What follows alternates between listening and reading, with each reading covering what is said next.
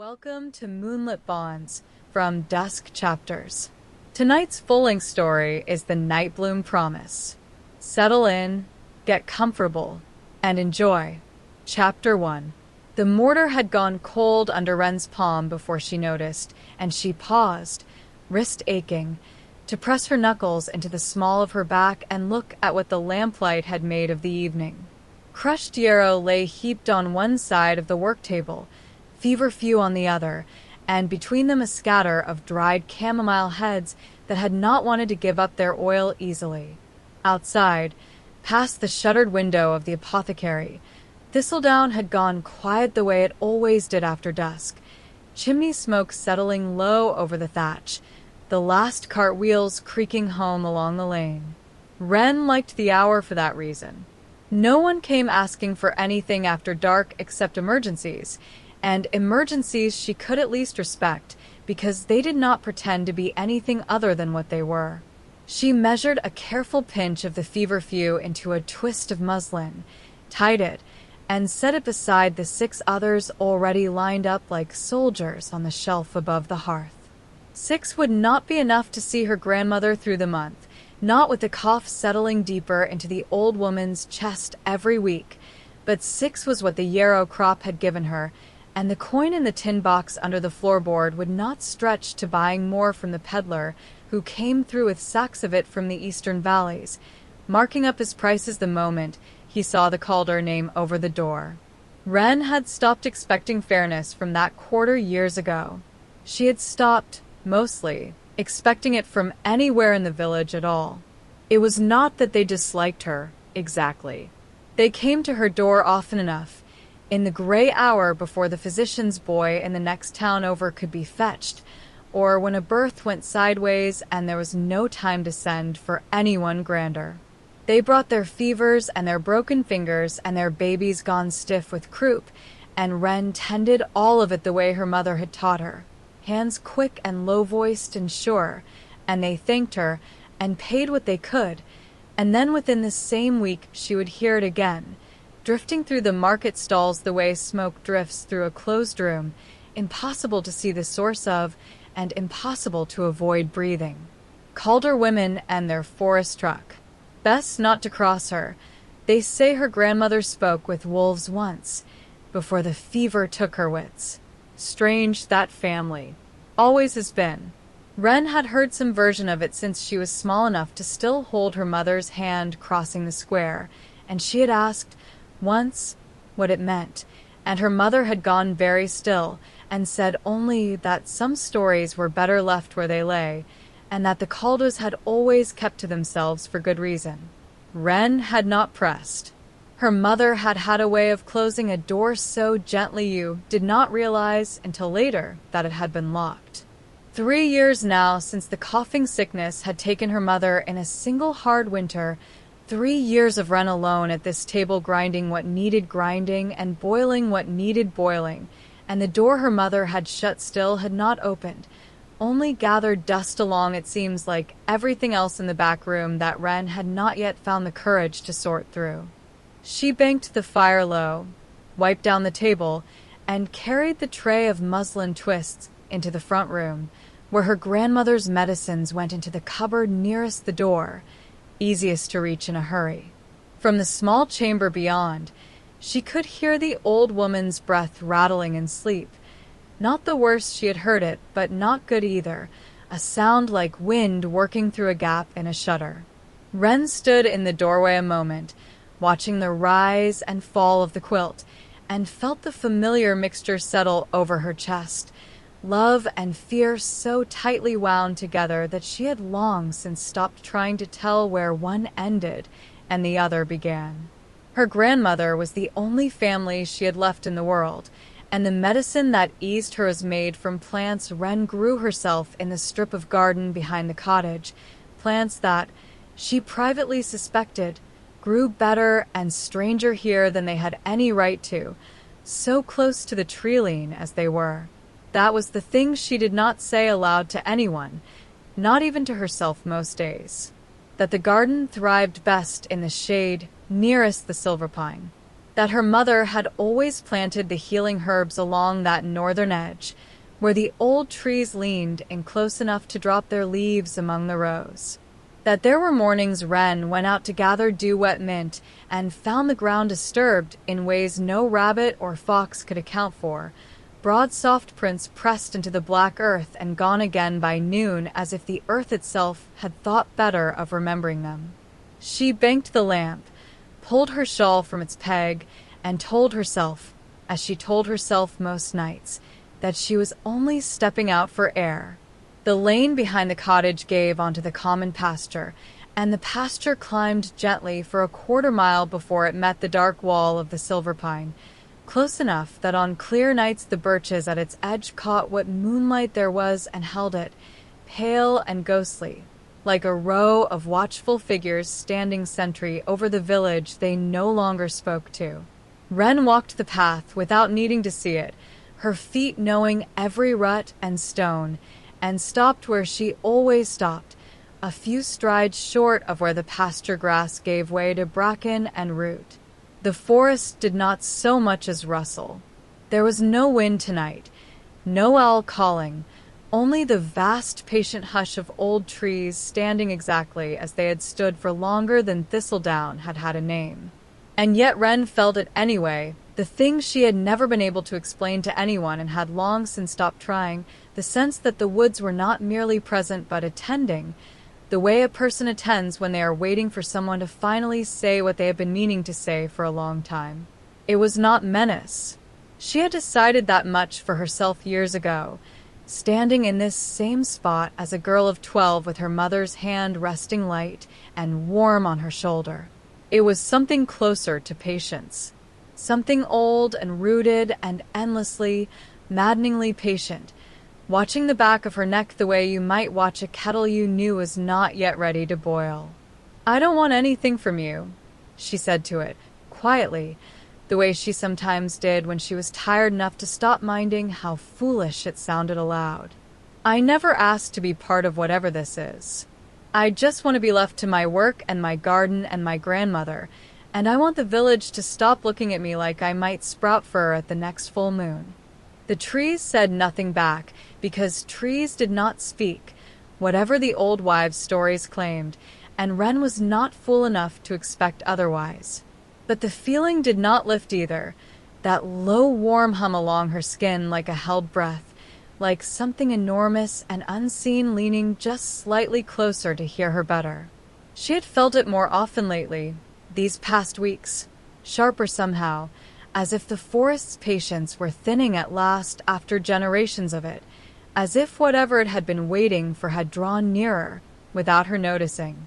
She pulled her shawl tighter and made herself turn back toward the cottage lights before the feeling could settle any deeper into her bones. Whatever the silver pine wanted, whatever debt or memory it thought the Calder name still owed it, she had neither the coin nor the courage nor, frankly, the interest to go looking for it. She had a grandmother whose lungs grew weaker every winter, and a shelf of medicine that would not make itself. That would have to be enough of a life, she told herself, walking home through grass gone silver with the rising moon. It had been enough for her mother. It would be enough for her. She did not look back at the treeline again, though she felt, the whole quiet walk down, as if something back among the birches was watching her go anyway, unhurried and unwilling, for reasons she could not have named, to look away. Chapter 2. Rain had been falling since dusk, a steady gray hush against the shutters, when Wren heard the sound that was not wind. She had been half asleep over the ledger at the apothecary counter, a candle guttering low beside the receipts. The fire in the back room burned down to orange coals. It came again, low and scraping, a weight dragged against wood. Not the wind, not a branch. Something that groaned like a person groans, biting the sound back even as it escaped. She was at the door before she had decided to move, her mother's old instinct rising in her before her own fear could catch up and stop her. She threw the bolt, and the door swung inward on the storm, and a man fell across her threshold into the light. Only he was not quite a man. Ren's breath caught somewhere behind her ribs. He was young, younger than her she thought, with rain-black hair plastered to a face gone gray with pain, and where his shoulder should have been whole there was a wound long and deep and ragged, glistening dark even in the poor candlelight, the kind of wound that came from claws, not blades. His shirt was in ruins. One hand, she saw with a lurch of understanding, was not entirely a hand. The nails too long, too curved, the knuckles wrong, caught somewhere between what he was and what he had been born as though pain itself had stalled him halfway through the change. She had grown up on her mother's stories. She knew what she was looking at. "Don't," he rasped when she reached for him and tried, absurdly, to push himself back out into the rain, as if he had rather die in the mud than bleed on a stranger's floor. "Don't, Village, They'll do nothing because no one is going to know," Ren said, and was faintly surprised at how steady her own voice came out, steadier than her hands wanted to be. "Get inside before I lose all the heat in this room, and stop arguing with me. You're in no condition to win." Something in his slack, pain-fogged face almost smiled at that. Then his eyes rolled back and he went fully limp, and she had to half drag, half carry him over the threshold herself, her shoulders screaming with the effort, rain sluicing in around them both until she got the door shut against the night. After that there was no more room in her for fear. There was only the work, the old, sure litany of it that her mother had drilled into her since she was small enough to stand on a stool at this very counter. Clear the table. Light more candles. Water boiling, always boiling, whether you needed it yet or not. She cut away what remained of his shirt with her mother's shears and found the wound was worse than she'd first thought, deep enough to show the pale gleam of something she did not want to look at too closely, and still faintly smoking at the edges the way wounds did, her mother's journal said, when they came from another shifter's claws and carried some lingering, unnatural heat. She packed it with yarrow and crushed comfort root, murmuring the small useless reassurances one gives the unconscious, more for her own nerves than his hearing. Her hands did not shake. She would remember that afterward, marvel at it even, how her hands had gone on being steady, confident, sure of every stitch, while underneath them her heart had slammed so hard against her ribs she thought he must surely be able to hear it even through his fever. He was beautiful, she noticed distantly, in the way that had nothing to do with anything, in the way one noticed the shape of a leaf while pulling weeds. Strong-jawed, dark-browed, a face that would be striking even scored with pain as it was now. She made herself stop noticing and thread the needle instead. Somewhere in the black hours before dawn, stitching the last of the wound closed by candlelight gone small and steady, she became aware that his hand had not, in fact, finished changing back. It lay against the table's edge still tipped with those long curved nails, the fingers longer than a man's fingers ought to be, and as she watched, exhausted past startling, it rippled, bone and muscle shifting under the skin like something moving beneath still water, and became, slowly, entirely human again. She had heard of such half-caught states. She had never seen one resolve itself before her eyes.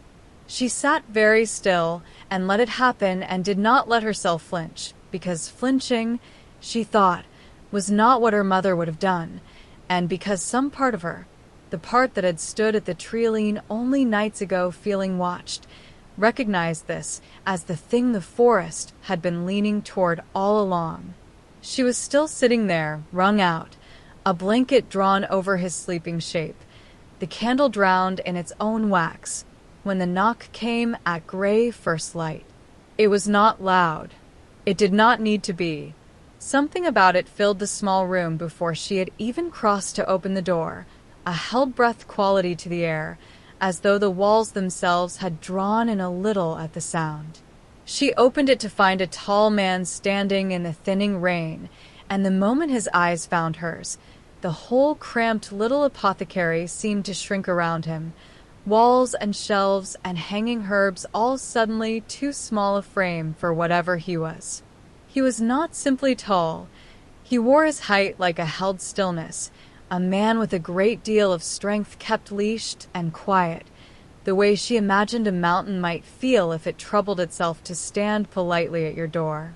His eyes, when they found hers, were a gray gone gold at the center, and they moved over her face, her hands, the blood dry dark on her sleeves, with a focus so complete it felt physical, a warmth breaking under her skin like sun through cloud after a long gray week of rain. "He's mine," the stranger said, low. And then, as if hearing how that sounded, "Pack. He's Pack. I felt him hurting from 3 miles off, and I could not run fast enough." His gaze went past her to the sleeping shape on her floor, and something in the hard line of his shoulders eased, just slightly, at the sight of the boy breathing evenly under her stitches. "You saved him." "He'd have saved himself the trouble of dying on my doorstep if he'd come to me an hour sooner," Wren said, because it was easier than saying anything true. The ghost of a smile touched his mouth, there and gone. He crossed the room without seeming to hurry, and yet was beside the boy in 3 strides, kneeling, one broad hand resting light over the bandaged shoulder as though he could feel the healing through the linen. Whatever passed between them was silent, wordless, some current she was not meant to follow. Then he rose, and he was in front of her again, close enough that she caught the scent of rain and wood smoke and something wilder underneath, and her pulse did something foolish and unfamiliar low in her throat. "What's your name?" he asked her, quiet, as if it mattered to him more than courtesy required. "Wren," she said. Wren called her. Something flickered behind his eyes at that, quick and startled, gone before she could name it. "Calder," he repeated softly, like a word he had been waiting a long time to say aloud. He did not explain it. "Thank you, Wren Calder." He said her name the way one might set down something precious, and be careful of it. "I owe you more than I can pay tonight." "You don't owe me anything." "Anyone would have." "No," he said, gently, cutting through that the way water cuts through stone, without force, only certainty. "They would not." He gathered the boy up as though he weighed nothing at all, cradling him with a care that undid something tender in her chest, and moved to the door. On the threshold he paused, glancing back at her over his shoulder, rain-gray light catching the gold in his eyes. "Cade," he said, only that, no family name, no pack name, as if he were testing how it sounded to give her even that much. Then he was gone, out into the retreating storm, the boy's dark head tucked against his shoulder, and the door swung shut behind him on its own weight. Wren stood a long moment in the emptied room, candle wax cooling under her fingers, blood dried stiff on her cuffs, and found that her chest ached in a way no wound of hers explained, a hollow, singing ache that had nothing to do with grief and everything to do, she suspected uneasily, with the sudden absence of him. Chapter 3. 3 days passed before Cade came again, and Wren told herself, every hour of them, that she was not watching the tree line for him. She was elbows deep in the crock of fever balm she'd promised to old Maddock Fen when the shop bell rang, and she straightened, wiping her hands on her apron, expecting the usual creak of a villager's boots on the threshold. Instead, there was a stillness to the doorway that made her look up sharper than she meant to. He filled it the way he had that first night, but easier now, unhurried. Dressed plainly in a gray wool coat with the rain long past, and his dark hair combed back from his face. In the daylight, she could see him properly for the first time. The strong, clean lines of his jaw, the faint white seam of an old scar through one eyebrow, eyes that were amber gold even without candlelight to catch them. He looked, she thought unwillingly, like something the forest had carved on purpose. "Wren Calder," he said, and again that careful weight on her name, as though he'd practiced it on the walkover. "I hoped you'd have a moment." "I have several," she said, more tartly than she intended, because her pulse had done something foolish at the sight of him, and she resented it. The shop isn't often crowded. A faint curve touched his mouth, gone almost before she caught it. "The boy is well, fully healed. He asked me to tell you he can move his arm over his head now, which I understand is a matter of some pride for a 12-year-old. I'm glad." And she was. The relief of it loosened something in her chest she hadn't known was still clenched. "You didn't need to come tell me that yourself. A message would have done. I wanted to thank you properly, not soaked through and bleeding on your floor." He glanced around the small shop then, at the dried bundles hanging from the rafters, the rows of dark bottles, the mortar still faintly ringed with green paste, and something in his face eased, curious and unguarded, before he seemed to remember himself and looked back to her. "And I have another reason, a harder one to ask." "Ask then." She kept her hands busy, capping the crock, because it was easier to be brisk with her fingers occupied than to stand there feeling the pull of him like a hearth fire at her back on a cold night. He was quiet a moment, and she saw, with some surprise, that the stillness in him was not confidence after all, but the careful containment of a man choosing each word before he spent it. "My pack is sick," he said finally. "Not fever, not wound rot, nothing your medicines were made for. It's the shifting itself. Wolves who've turned smooth as breathing their whole lives are getting caught between forms now, some of them for hours, in pain the whole while. It started with a few at the last full moon. This coming one, it's spread to more than a few." His jaw tightened. "Our den healer has tried everything her mother taught her and her mother's mother before that. Nothing holds it.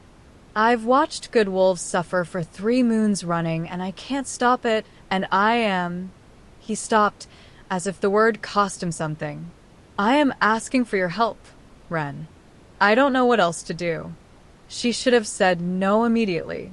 Every instinct bred into her by a village that had never quite decided whether to bless the Calder women or burn their doorstep told her to set the crock down, wish him well, and close the shop door gently but firmly on whatever the storm-run pack's troubles were. Wolves had their own healers, their own hierarchies, their own long grudges and long memories, and a village apothecary's daughter had no business wading into pack matters that were not hers to wade into. Her mother had warned her of that once, in the careful way her mother warned her of most things, obliquely, as if saying it plainly might make it more true. "I'm not a pack healer," she said instead, setting the crock down with more care than it required. "I don't know your medicine, your rights, whatever it is that keeps a wolf's shifting steady. I know herbs for fever, and salves for wounds, and how to set a bone. That's the whole of what I am. You saved Fun when nothing else could have. Fun had a wound I understood. This is—" she gestured vaguely, helplessly. "This is something else. Something old, by the sound of it, and not mine to meddle with. I'm not asking you to meddle." His voice had gone low, urgent in a way that pulled at her more than any argument could have. "I'm asking you to look. Once. If there's nothing you can do, I'll thank you for trying and I won't trouble you again." He paused, and something in his face opened, unguarded and plain as a boy's. "I don't know why I believed, the moment I saw you working over Fun, that you were the one person who might see what the rest of us have missed. I only know that I did believe it, and I still do, and I have run out of other doors to knock on." It was the wrongness of it that undid her, she thought later. Not his handsomeness, though that was considerable, not the unsettling warmth that climbed under her skin whenever his eyes held hers too long, but the plain, unpolished worry in his voice, a alpha of a pack standing in her mother's shop admitting he had run out of answers. She had spent her whole life being needed by people who resented the needing, villagers who came to her door at midnight and crossed the street from her by daylight, and here at last was someone asking for help who seemed to carry no resentment in it at all, only a raw and honest fear for the people in his care. She was aware, uncomfortably, that this was exactly the kind of reasoning her mother would have called dangerous. Once, she said, before she could talk herself out of it, "I'll come look, and that's all I'm promising. Not a cure, not a commitment, not anything else." She heard herself say it and wondered which of them she was trying to convince. "I have Grandmother Ellen to think of, and the shop doesn't tend itself." Something in him loosened visibly, relief moving through his shoulders like a held breath finally let go. "Whatever days you can spare. I'll send someone to look in on the shop and your grandmother both, so you needn't lose custom or leave her wanting." "That won't be necessary." "It will," he said, gently immovable, and she found she did not have the will to argue the point further. She untied her apron and hung it on its peg with hands that were not quite steady, telling herself firmly, the whole while, that this changed nothing. She would walk into the silver pine and look at whatever ailed his pack with a healer's clear eyes, and she would walk back out again to her herbs and her grandmother and her small quiet life, and whatever this warmth was that kept rising in her chest whenever he looked at her that way, she would leave it in the forest along with everything else that did not belong to Thistledown. "Well," she said, reaching for her cloak, "you'd best show me the way then." Cade's answering smile was small and unguarded and entirely too pleased, and Wren, following him out into the bright, ordinary afternoon toward a forest that had never once, in all her years of watching it from the tree line, looked back at her the way it seemed to now, felt the first thread of something vast and unfamiliar draw taut between her ribs. Chapter 4.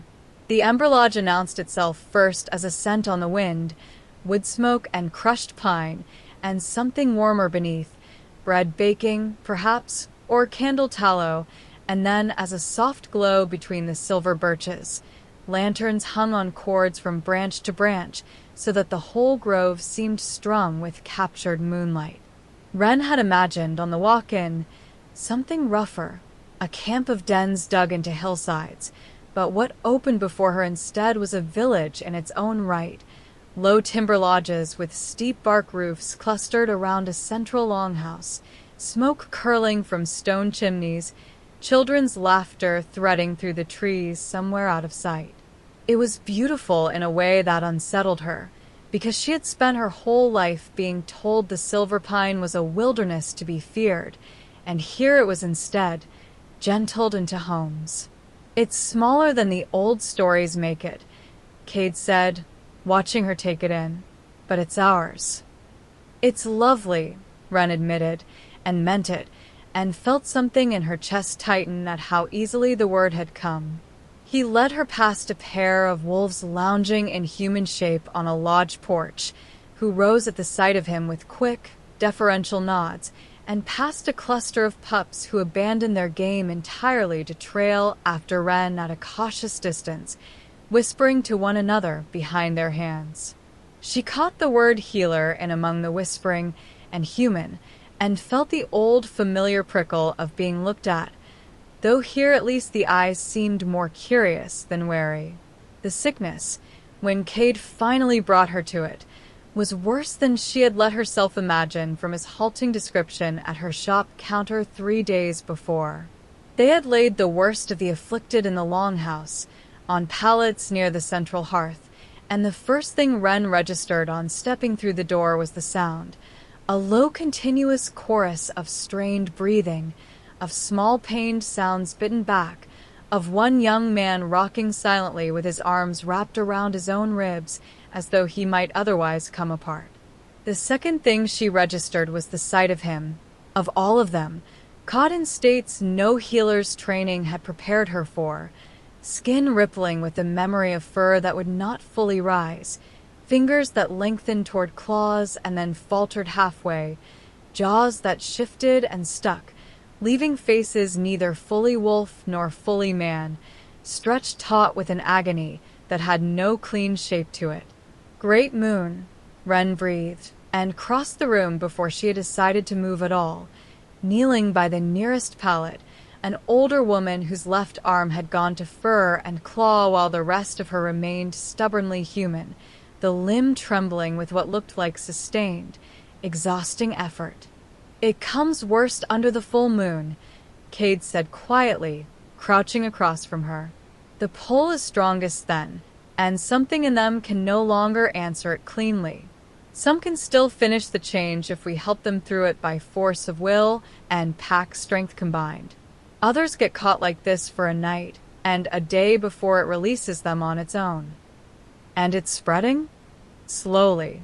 It began with our oldest, months back, and we thought it a sickness of age. Now it has reached 3, who are barely past their first shift." His voice was carefully even, but she saw what the evenness cost him in the set of his jaw.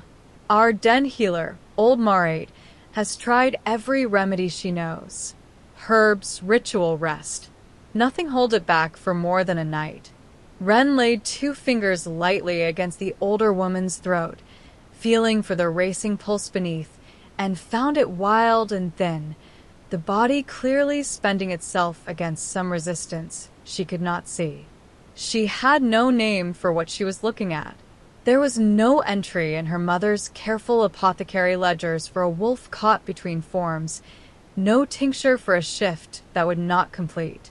And yet, kneeling there in the lantern light with the woman's too fast heartbeat under her fingers, Wren felt something stir in her all the same, not knowledge exactly, but the shadow of a memory that was not quite her own, as if some part of her recognized this wrongness, even though she had never once witnessed its like.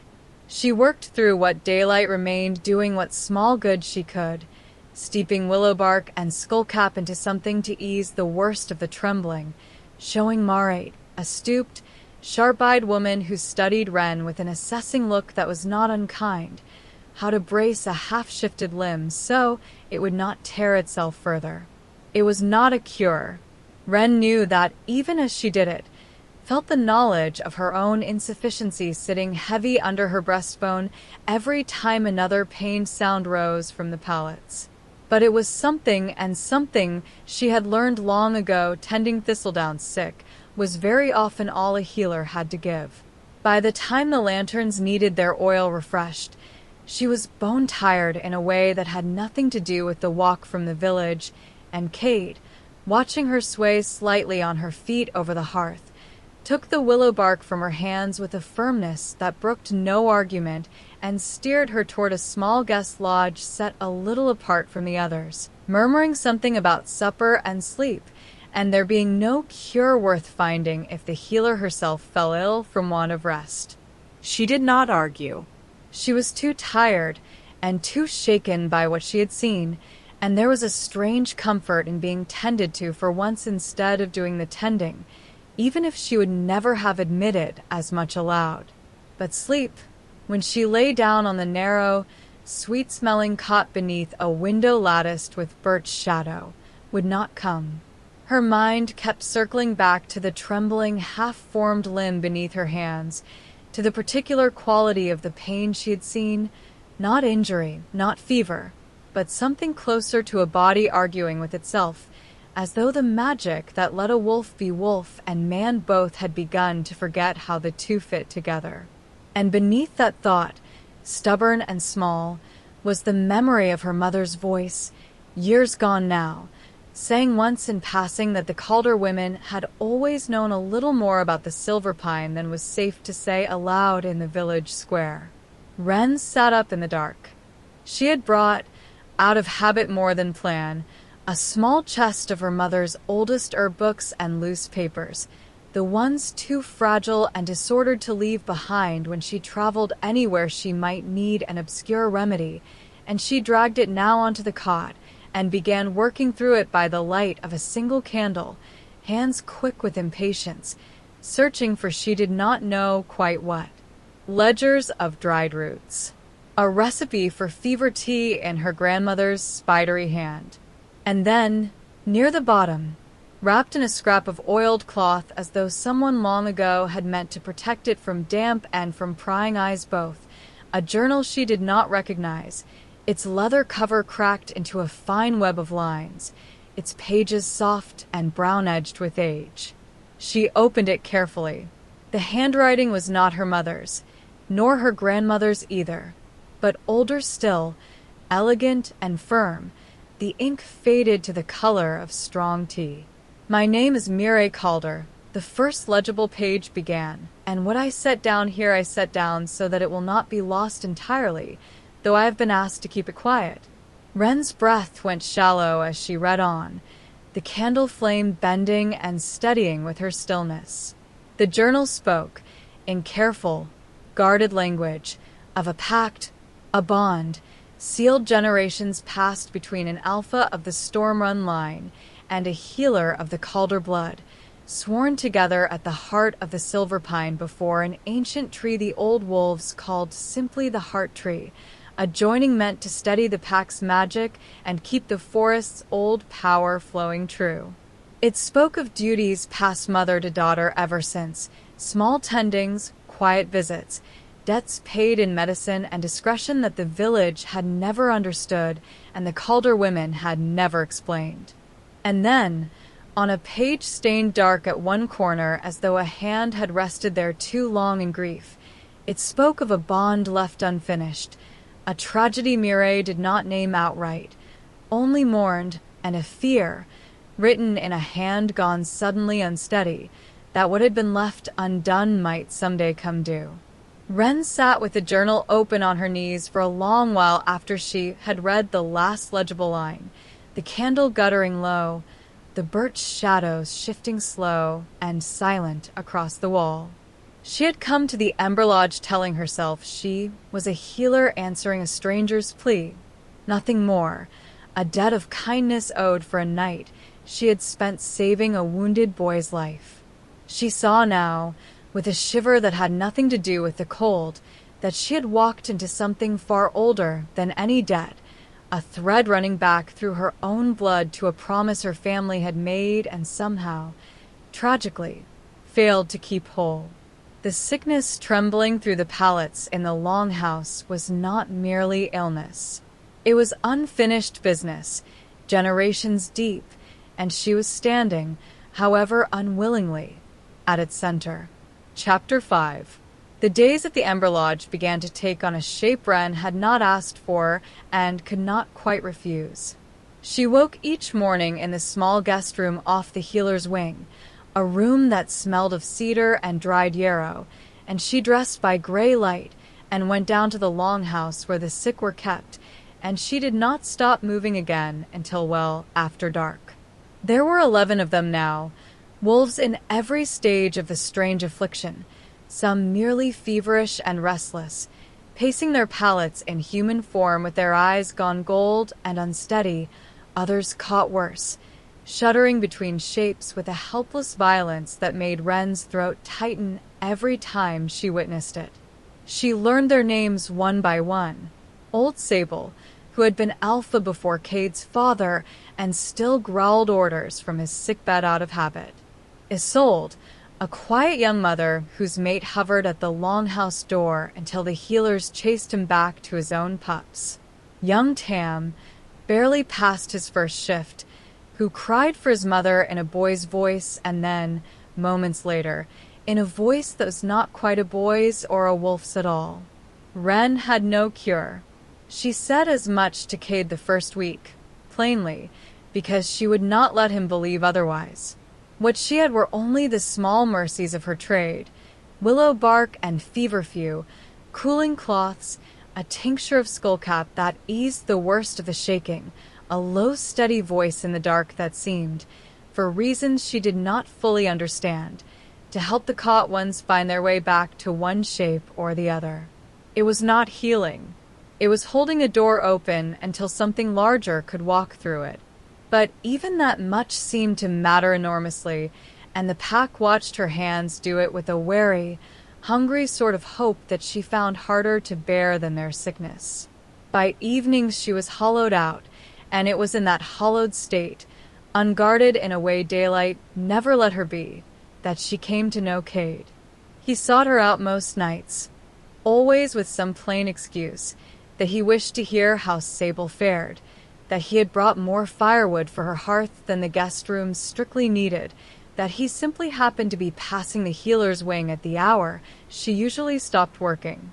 Wren was not fooled, not after the second night, but she found she did not mind being sought. They took their supper together at a small table near the great hearth of the main lodge, bread and stewed roots and whatever game the pack's hunters had brought in, and the talk between them, halting at first, loosened by the third or fourth evening into something that felt almost easy. It was on one of those evenings that she burned the bread. She had offered, half in jest, to bake it herself, tired of being tended and fed like an invalid guest when she had cooked for herself and her grandmother most of her life. Cade had laughed, a low startled sound she had not heard from him before, and said that a storm-run kitchen fire ran hotter than any hearth in Thistledown, and she would learn that the hard way. She had not believed him until the loaf came out black on the bottom and raw in the center, and she stood there staring at the ruin of it with such open dismay that Cade, watching from the doorway, laughed again, longer this time, until she threw a dish towel at his chest and told him it was his kitchen's fault entirely. "It is," he agreed, still grinning, and picked the towel up off the floor. "I built the hearth myself, badly, when I was 17, and thought I knew everything. Doran has been telling me for a decade to tear it down and start over. Perhaps you should listen to Doran." Something flickered across his face at that, brief and rueful. "Perhaps," he said, and did not explain further, and Wren did not press, though she filed the flicker away to wonder about later. They ate the burnt bread anyway, scraping off the worst of the char, and it became, absurdly, one of the evening's small pleasures, the two of them laughing under their breath at the terrible loaf, while pups slept in a heap by the fire, and the sound of wind moved high and steady through the birches outside. The pups were their own kind of trouble. It began with Fun, a russet-furred, sharp-eared boy of perhaps 6 years who had wandered into the healer's wing on the second day looking for his sick cousin and stayed to watch Wren grind herbs with an attention so fierce and unwavering that she finally handed him a pestle of his own and let him help. After that he was hers, in the unshakable way of small children who have chosen someone. He appeared at her elbow in the mornings before she had finished her tea. He trotted at her heel between the longhouse and the herb stores, in wolf shape as often as boy, a small dark shadow with his tail held high. Other pups followed his lead, drawn by nothing more than a child's instinct for where warmth and interest lay, until Wren could hardly cross the lodge grounds without 3 or 4 small forms trailing her, asking what a root was for, whether the sick would live, whether she had ever been bitten. "You have made yourself a den mother," Cade told her one evening, watching Finn fall asleep sitting upright against Wren's knee, "whether you meant to or not." "I did not mean to," Wren said, though her hand had already found its way into the boy's hair, smoothing it back from his temple without her quite deciding to. "I know," Cade said, and something in his voice made her look up at him, and for a moment neither of them said anything else at all, the fire cracking softly between them, Finn's small weight warm against her leg, and Wren felt the strange, dangerous comfort of it settle into her chest like a stone dropped into still water, sending out rings she could not call back. The ice storm came in the second week, sudden and hard, coating the paths between the lodges in a treacherous glaze overnight. Wren went out at first light regardless, her satchel of remedies over her shoulder, because Isolde's fever had spiked in the night and would not wait for better weather. She had gone perhaps 20 steps from the healer's wing when her foot slid out from under her on the black ice, and she pitched sideways with a startled cry, certain for one long, sickening instant that she would land hard on the frozen ground. A hand closed around her arm instead, firm and sure, and hauled her upright before she had even finished falling. Cade. He must have been crossing the grounds himself, or perhaps, she thought later, watching for her, though she never asked. His grip did not loosen once she had her feet under her again. If anything, it tightened, steadying, his other hand coming to rest lightly at her waist, as though he did not quite trust the ice to let her go. "Careful," he said, low, close enough that she felt the word more than heard it. "I am always careful," Wren said, breathless in a way that had nothing to do with a near fall. "You are always stubborn," he corrected, which is not the same thing, and there was such warmth in it, such fond exasperation, that Wren laughed despite herself, and did not pull away from his hand for several steps longer than the ice alone required. Not everyone at the Ember Lodge watched her with such warmth. Doran, Cade's beta, had made his opinion of her plain from the first evening and had not softened it since. He was a lean, gray-eyed wolf with a soldier's economy of movement, and he had a way of appearing at the edges of rooms Wren was in, silent, arms folded, his gaze tracking her hands whenever she measured out a tincture as though he expected her to poison the water instead of ease it. She overheard him once, not quite by accident, his voice pitched to carry from just beyond the longhouse door. "A village girl," he was saying to another wolf, low and hard, "with no pack, no bond, no claim on any of this, and Cade lets her handle old magic she does not understand.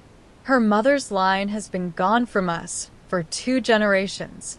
She does not belong to the Heartwood, whatever that journal of hers claims." Wren stood very still in the shadow of the doorway, her basket of dressings heavy in her arms, and told herself it did not sting. It stung anyway, in the old familiar place. The same ache thistledown had carved into her for years, needed and mistrusted in the same breath, useful and unwelcome at once. She thought of walking past him with her chin lifted and her silence intact, as she had learned to do at home. Instead, she found she wanted, badly and for the first time in a long while, to prove him wrong. Chapter 6. The path Cade chose that evening did not follow the wider trails Wren had come to know, the ones that wound between the birch stands and out toward the lodge's grazing meadows. This one narrowed almost at once into something older, a thread of packed earth between roots so thick they had buckled the ground into ridges, and the light here came green and underwater through a canopy that had never once been thinned by an axe. Wren felt the change before she understood it, a hush settling over her skin like a held breath, the ordinary forest sounds of bird call and wind hiss falling away until she could hear her own footsteps and Cade's, and beneath both of those, very faint, something else, a low hum, almost a heartbeat, felt more than heard, threading up through the soles of her boots. "You feel it," Cade said. He had not looked back at her, but something in his voice told her he had known the exact moment it reached her. "I don't know what I feel," Wren admitted. "Only that it's there." That's the honest answer most people give the first time. He held aside a low sweep of branches, silver-leafed and heavy with old rain, and waited for her to pass beneath his arm. "My grandmother used to say the forest doesn't announce itself. It just gets louder in the parts of you that were already listening." She did not know what to say to that, so she said nothing and walked on into the deepening green. When the trees opened, she stopped without meaning to, one hand rising unbidden to her chest. The heart tree stood in a clearing that seemed too round, too deliberate, to have grown by accident, its floor carpeted in moss so pale it glowed faintly even in the shade. The tree itself dwarfed anything Wren had seen in the silver pine, wider at the base than the whole of her mother's cottage, its bark a deep, luminous silver gray that caught the failing daylight and threw it back softened, like moonlight remembered rather than moonlight seen. Roots as thick as her waist rose and sank through the clearing floor in slow arcs, vanishing and reappearing, binding the whole grove together in some vast, patient knot. And everywhere, faint as breath, that hum, a resonance she felt in her back teeth and the small bones of her wrists. "Oh," she said softly. It was the only word that came. "This is the heart of the silver pine," Cade said, coming to stand beside her, his voice pitched low, the way one spoke in a sick room or a chapel. "Everything the pack is, everything the forest is, roots back to this tree. Every den healer for 6 generations has brought her worst cases here, when nothing else worked.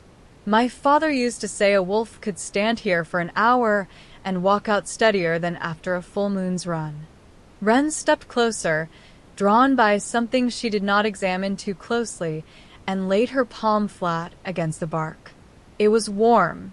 Not sun warm, not fever warm, but warm the way a living thing was warm, and beneath her palm she felt the hum resolve, faintly, into something almost like a pulse, slow and vast and old.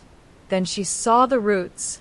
At the clearing's western edge, where the ground sloped gently down toward a dry creek bed, the great roots had begun to dim. It was subtle, a thing she might have missed if she had not spent a lifetime learning to notice the difference between a healthy color and a failing one, between skin that would mend and skin that would not. The silver gray there had gone duller, grayer, shot through at the edges with a brittle, ashen quality, like the last glowing rim of a coal going out.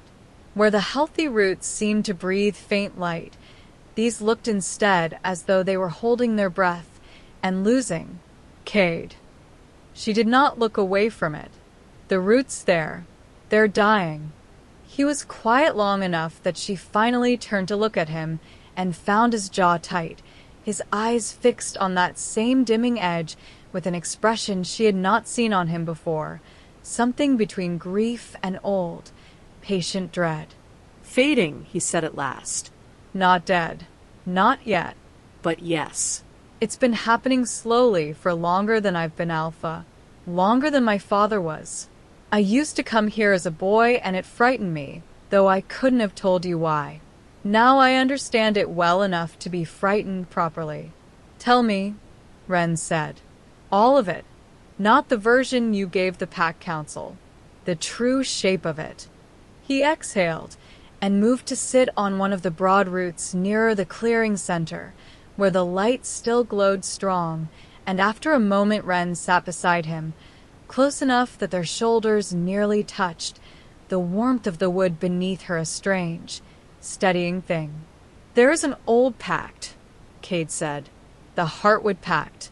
It isn't written in any pack law, not properly because it was never a matter of law. It was older than that and simpler. Long ago, an alpha of the Storm Run line and a healer of your mother's line bound themselves together, blood and bond both, here at this tree. Not a mating in the way the council understands it, or not only that. A joining meant to anchor the forest's magic to 2 lines at once, alpha and healer, strength and mending, so that the old power that runs under all of this." He gestured, a slow sweep of his hand that took in the clearing, the hum, the whole listening wood, had somewhere steady to root itself. Every generation since, the bond was renewed, sealed anew, alpha to healer, healer to alpha. Until it wasn't, Wren said quietly, already feeling the shape of it before he spoke, the way a healer feels the shape of a wound before drawing back the bandage. Until it wasn't. Cade's voice roughened. 3 generations back, the alpha and the healer, who were meant to seal the bond, loved each other well enough, from what the old records say. But tragedy struck before the ritual could be completed. A raid from a rival pack, a sickness.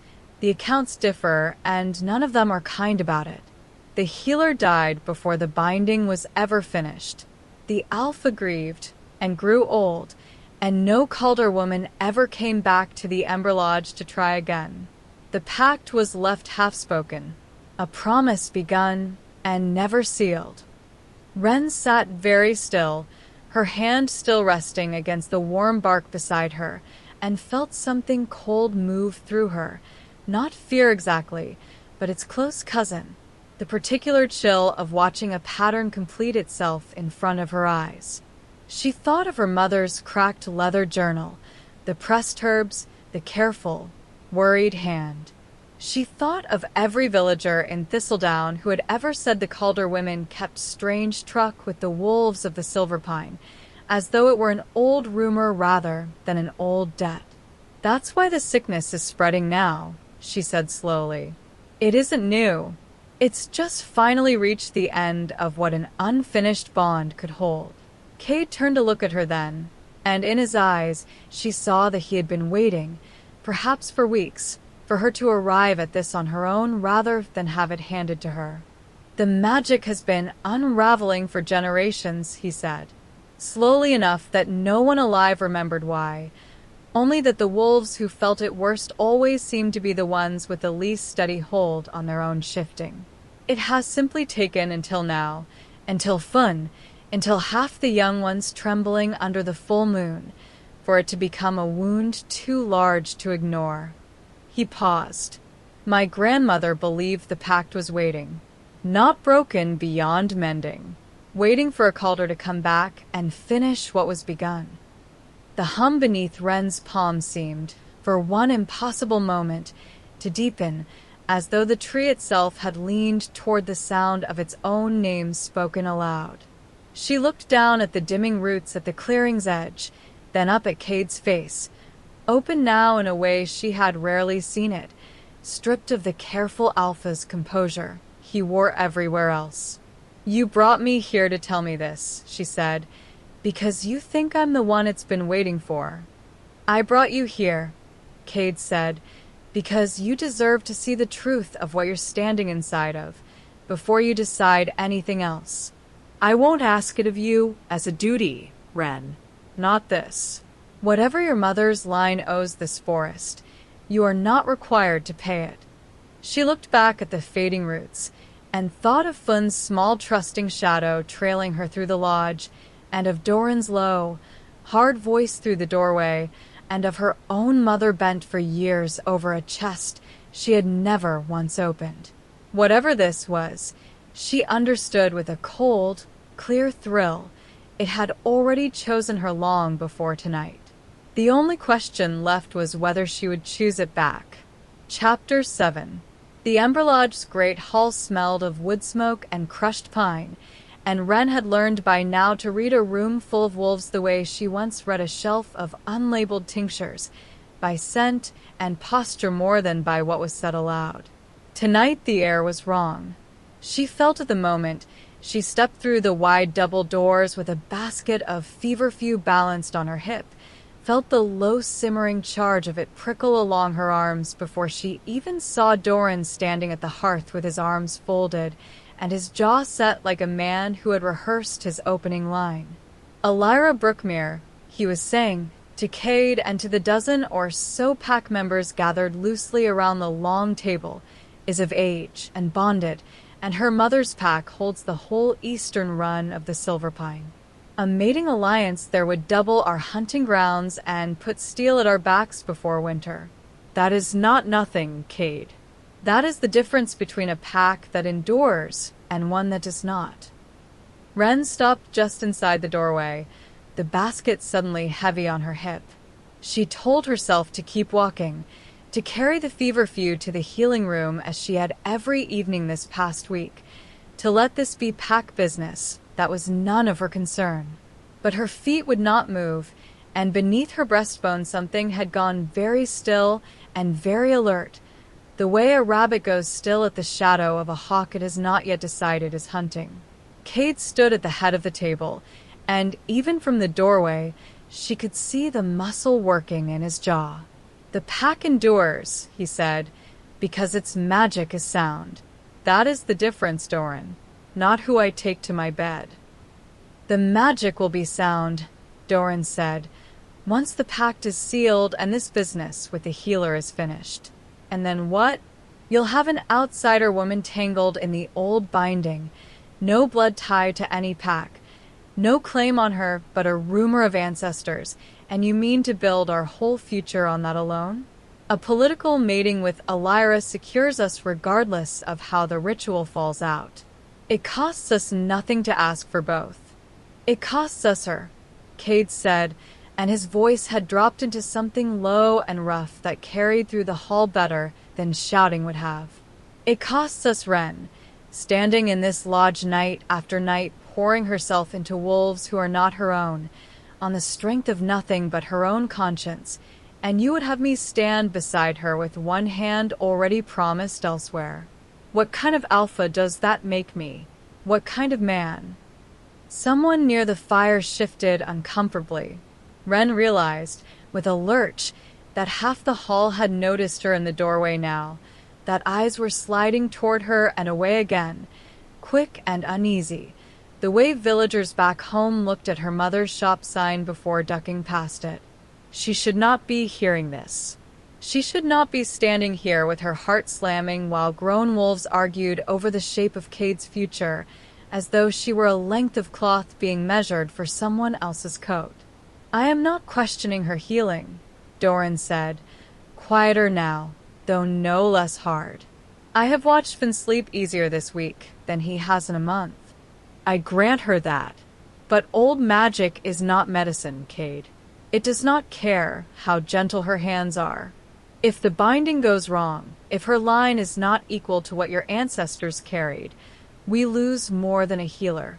We lose the pact and the alliance both, and I will not watch you gamble the Pack's whole future on a woman who did not even know this world existed a season ago." "Then gamble it on me," Cade said, "because I have watched her these 3 weeks, Doran, same as you. I have watched her sit up past midnight with a fevered pup who is not hers, in a lodge full of wolves who are not her people, asking nothing in return but to be trusted to finish what she started. I have watched her carry her mother's journal like it might crumble if she breathed on it wrong, because she understands better than any of us what it cost the women before her. You call that a gamble? I call it the surest thing I have seen in years." He looked around the hall, slow and deliberate, meeting eyes that dropped or held. "I will not insult her judgment, or my own, by hedging it with a mating I do not want, to a woman I do not love. For the sake of a grounds dispute we can settle at a treaty table like reasonable wolves instead of frightened ones. That is my answer. I will not ask it again." The hall had gone very quiet. Even the fire seemed to have banked itself smaller, as though the whole lodge were holding its breath along with her. Doran's mouth thinned to a hard line, but he said nothing more, only inclined his head a fraction, the barest concession of a wolf who knew the argument was lost for tonight and was already turning it over for tomorrow. He looked once at Ren in the doorway, a long, unreadable look, and then he turned and walked out through the side passage, and the tension went with him like a held breath finally let go. Cade did not move for a moment. Then his shoulders came down from where they had crept toward his ears, and he looked across the hall and found her standing there with her basket of feverfew still clutched against her hip, and something in his face went soft and almost embarrassed, a man realizing too late how loudly he had spoken his own heart in front of witnesses. The rest of the evening passed in the ordinary rhythms of the lodge, broth ladled out, pups chivied toward bed, an old wolf named Sela pressing a second helping of stew on Ren whether she wanted it or not. But underneath it Ren felt strange and lit up, as though a struck match were burning somewhere behind her ribs, and she could not put it out by ignoring it. She kept hearing his voice saying her name into a hall full of his own people, kept seeing the flush of temper along his jaw, kept feeling, absurdly, the warm, astonished pride of being defended by someone who had not needed to defend her at all. When the hour grew late, Cade walked her home, as he had most nights that week, down the packed earth path that wound from the lodge through the birches and out along the field edge toward Thistledown. The night was clear and cold in the way that early autumn nights sometimes were, the sky so thick with stars that it looked, Wren thought, like someone had shaken flour across black cloth and forgotten to sweep it clean. Their breath came in small pale clouds. Neither of them spoke for a long while, and the silence was not the awkward kind, but something fuller, something that pressed gently at the edges of speech without quite becoming it. "You didn't have to do that," Wren said finally, when the lights of the village had come into view, small and yellow through the trees. "Argue for me like that, in front of everyone. I didn't do it for you," Cade said, and then, hearing himself, gave a low, rough laugh. "That isn't true either. I don't know how to say it so it comes out right. I said what I meant is all. I would say it again. Doran isn't wrong to worry," she said, "about the magic, about whether I'm equal to it." "No," Cade agreed. "He isn't wrong to worry. He's wrong about what frightens him." He glanced sideways at her, and in the starlight his eyes held that same warm, unguarded look she had seen across the hall, stripped of every careful thing an alpha was supposed to wear. "He thinks the danger is that you're not enough. I have never once thought that, Wren. Not from the night you knelt over Fun with your hands steady and your voice calm, while I could not stop shaking. I think the danger, if there is one, is only ever that I want too much." The words settled into the cold air between them and did not ask to be answered, and Wren found she had no answer ready regardless, only a fullness in her chest too large for the narrow path they walked. Somewhere beneath her ribs the quiet hum she had felt at the heart tree seemed to stir again, faint and steady, like a low string plucked and left to ring. She did not name it, neither did he. But when they reached her door, and he took her hand a moment longer than courtesy required before releasing it into the cold, she carried the warmth of that touch up the stairs and into her narrow bed, where she lay along while listening to her own heartbeat and the far, faint murmur of the wind moving through the silver pine, and did not, for once, feel afraid of what it might be trying to tell her. Chapter 8.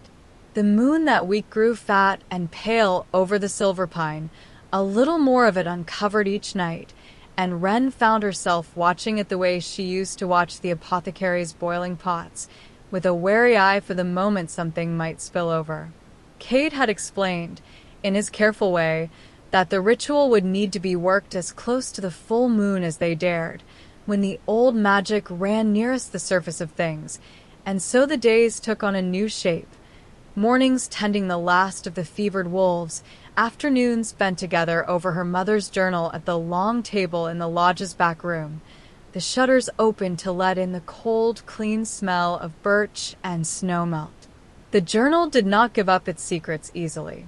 Her mother's hand had been small and slanted, prone to abbreviation, as though she had always been writing in the margins of some other more urgent task, and half the words for the old rites were in a mountain dialect Wren had to sound out syllable by syllable. Cade sat across from her through most of it, patient as stone, sliding candles closer when the light failed and passing her cups of nettle tea that went cold and forgotten by her elbow.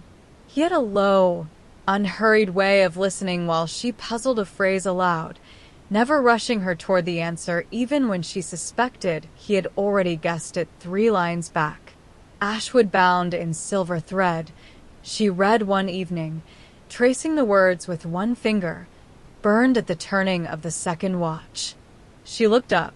"What is the second watch, do you know?" "Middle of the night. After the first sleep, before the birds start."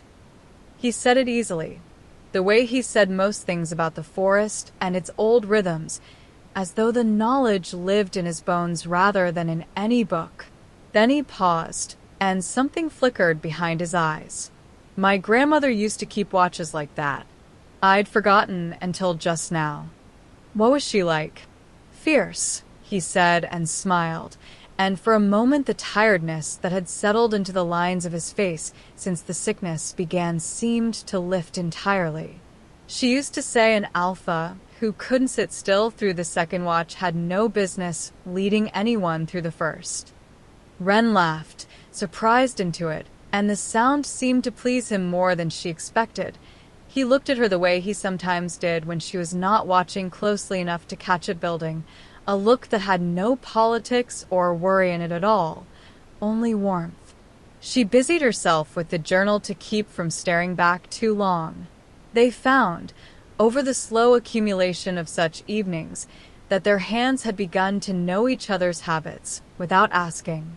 When she reached for the pestle, he had already set it within her grasp. When his fingers went to untangle a knot of dried yarrow, her own moved to steady the bundle without thought. And more than once they came away from some small shared task and found their fingers had lingered together longer than the task required, neither pulling back first, both pretending afterward not to have noticed.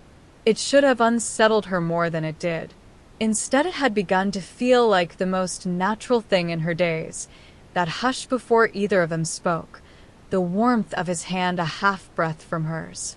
It was on one such evening, with the herbs measured and the words for the binding copied out twice for safety in Ren's own steadier hand, that Cade suggested they walk to clear their heads before she went home, and she agreed before she had quite decided to.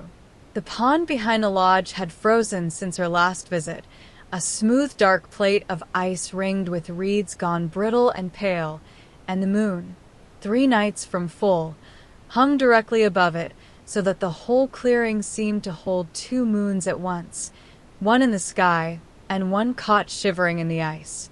Neither of them spoke as they came to the edge of it.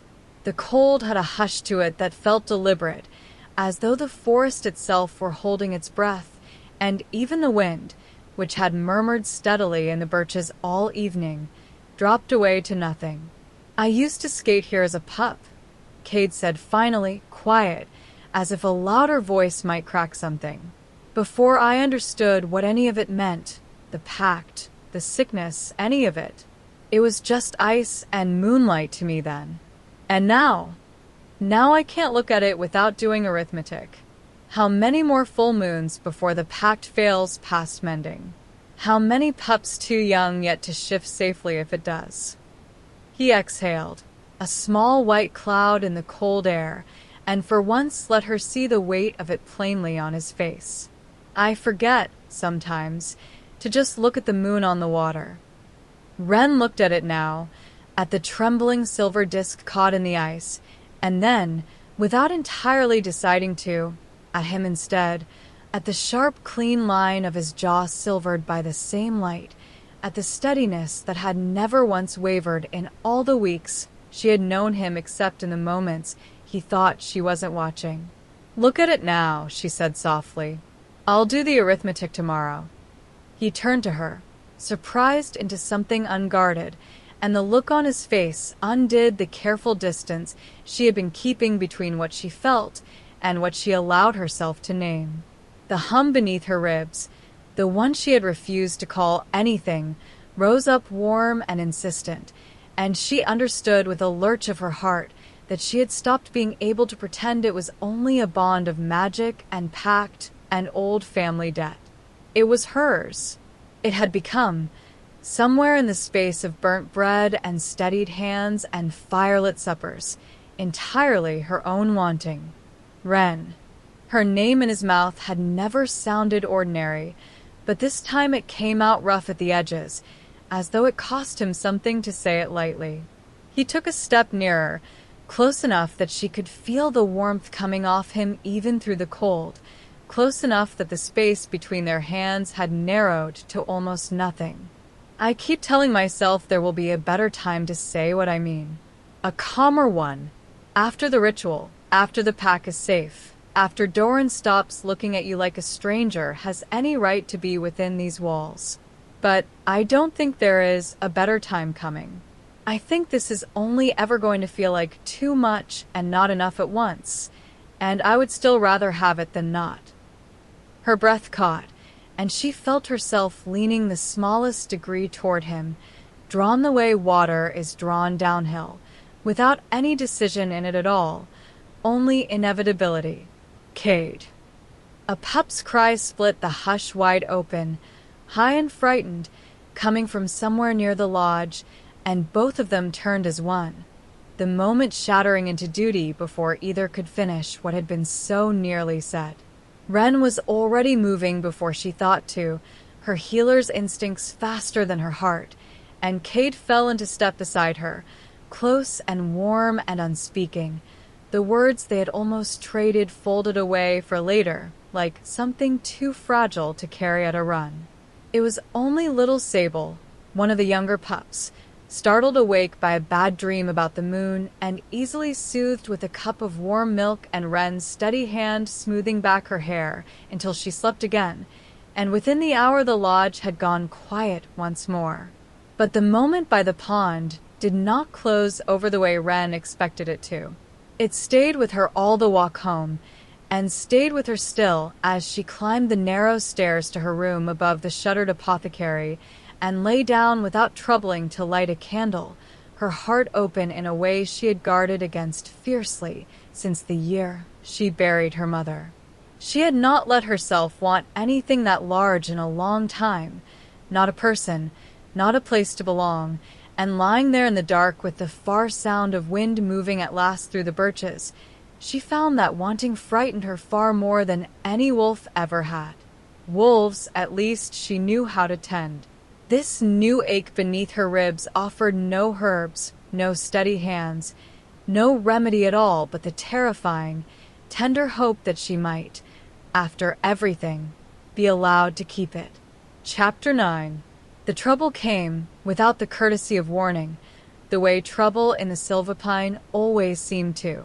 Wren had grown almost used to the rhythm of the lodge's illness, the fevers that rose with the moon's swelling and eased somewhat after, the trembling that Cade's people bore with gritted teeth and dark humor because bearing it together made it lighter. She had begun, foolishly perhaps, to believe they had a little time yet before the next crisis, time enough to finish the preparations, time enough for whatever it was that kept passing unspoken between herself and Cade to find its own quiet way into words. The forest did not care what she believed. It was mid-morning, sun falling gold and ordinary through the birches, when Fun's small yelp turned into something else entirely. Wren was kneeling by the herb beds behind the healer's lodge, showing the boy how to tell yarrow from its more bitter look-alike, when he made a sound she had never heard a child make, half laugh cut short, half sob, and folded sideways into the grass with his limbs already changing. She was at his side before she had decided to move. Finn was not shifting so much as being pulled apart by it, his small hands lengthening into something not quite paw and not quite hand, for rising in patches along one forearm while the other stayed stubbornly, wrongly human, his spine arching under a change that would not commit to either shape. He was 7 years old.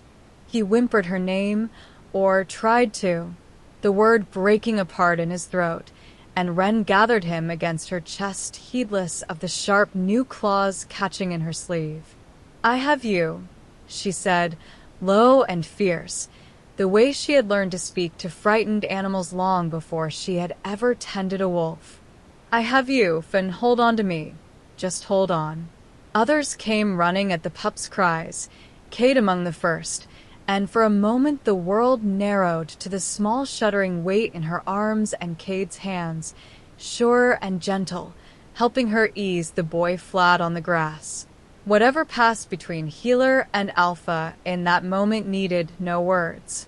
They worked as they had learned to work together over these past weeks, her mother's herbs and his pack's old chants, her steady murmur and his broader hands pressing warmth into small trembling shoulders, until at last, agonizingly, Finn's body settled into skin again, whole, human, and utterly spent. He slept before they had finished wrapping him in a blanket, his face still damp with tears he had been too frightened to notice crying. It should have felt like a victory, however small. Instead, Wren knelt in the crushed grass with her hands shaking now that there was nothing left to steady, and understood with a cold drop in her stomach that the sickness was no longer content to wax and wane with the moon. It was reaching for the young ones now, the ones with the least strength to spare. Word of it did not stay inside the silver pine. By the time Wren walked back into Thistledown 2 days later, worn thin and short on the tansy she'd come to restock, she found the village greeting her with a wariness that had teeth in it. Mrs. Aldous would not meet her eyes over the counter of the dry goods store. Old Pell, who had known her mother, crossed the square rather than pass close by. And outside the apothecary, waiting with her arms crossed and her mouth already a hard line, stood Ivy Marsh, whose husband kept sheep on the forest's near edge. "There's talk," Ivy said without preamble, "of wolves seizing up sick in the deep wood, and of a Calder girl gone off to live among them and stir up things better left buried.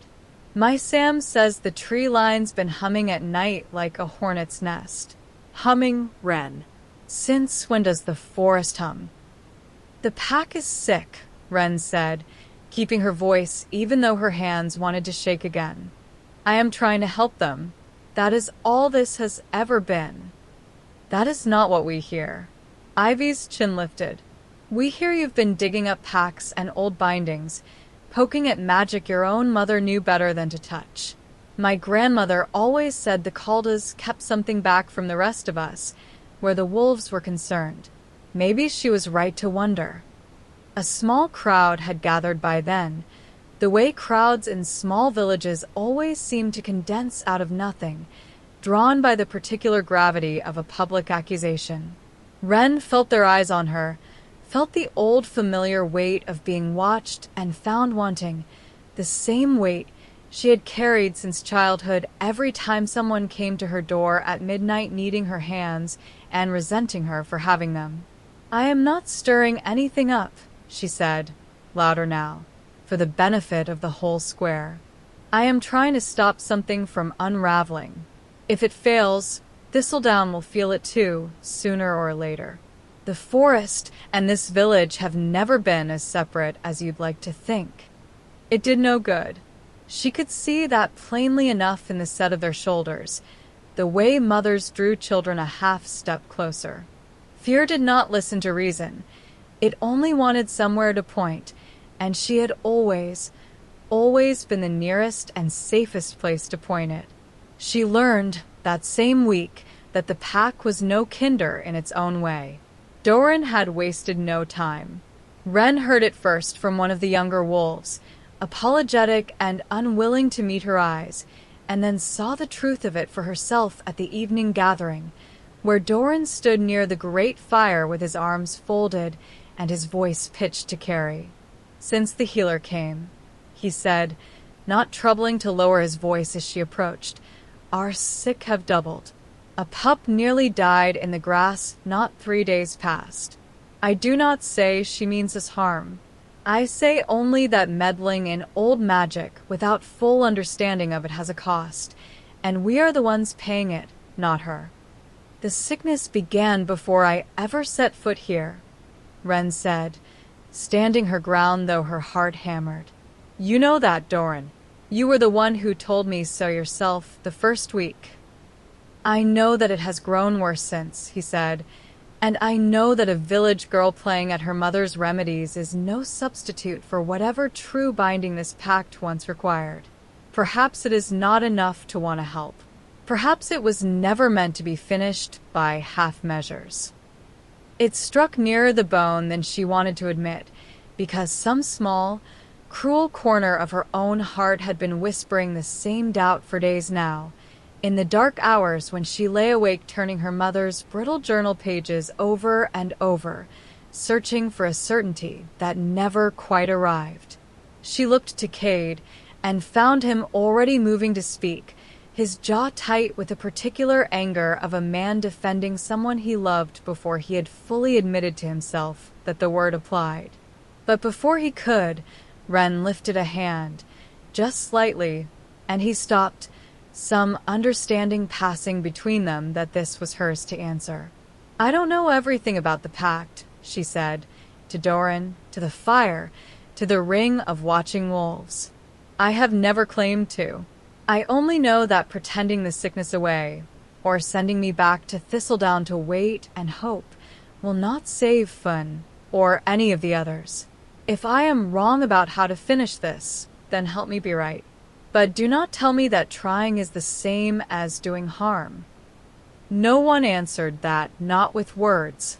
Doran's mouth thinned, unconvinced, and the fire popped and settled, and somewhere beyond the ring of lantern light an owl called once into the dark. Ren stood very straight and did not let them see how much the silence cost her, though later, alone in the small room the lodge had given her, she pressed the heels of her hands hard against her eyes and let herself, just for a moment, feel exactly as small and unwanted as she had at 11 years old, watching villagers take her mother's medicine with one hand and cross themselves with the other.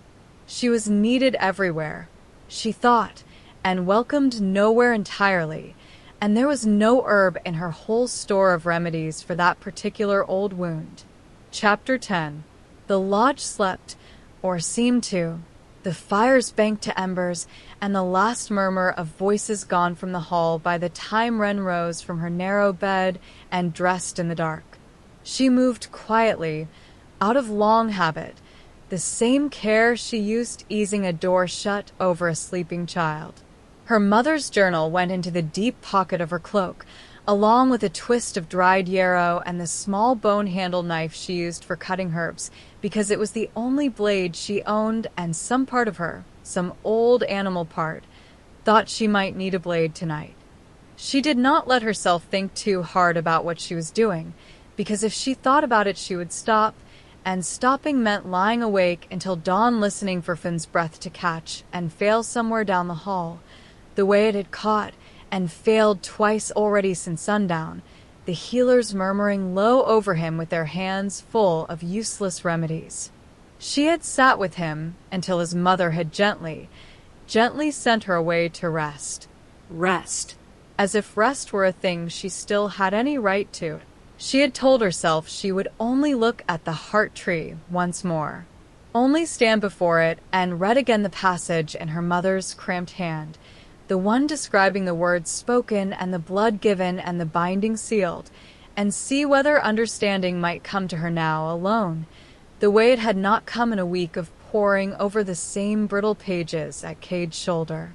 She told herself that, but her feet, when she reached the edge of the birchwood, did not turn back toward the lodge, and she did not make them. The silver pine at midnight was a different forest than the one she walked by day. The birches stood pale and watchful, their bark catching what thin moonlight slid between the black pines behind them, and the air had a taste to it, cold and mineral, like the inside of a well. Ren walked with her hood down so she could hear better, though she could not have said what she expected to hear. Somewhere off to her left something moved through the undergrowth, unhurried, and did not come closer, and she made herself keep walking rather than run. The heart tree, when she came to it, was not glowing the way it had the first time Cade brought her here, that faint, healthy silver pulse beneath the bark like a heartbeat felt through a wrist. Tonight the light in it guttered, dim and uneven, brightening and dying in slow arrhythmic pulses, as though something vast were breathing badly.